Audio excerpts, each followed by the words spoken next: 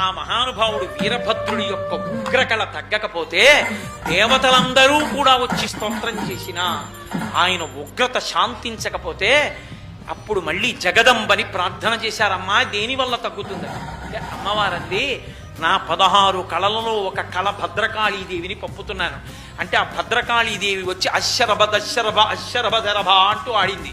ఆయన ఏం లెక్క పెట్టలా, అంతే ఉగ్రంగా ఉన్నాడు. ఇలా కాదని ఆ భద్రకాళీ స్వరూపం గోదావరి నదిలో స్నానం చేసి పైకొచ్చి కన్నెపిల్లగా కనపడింది.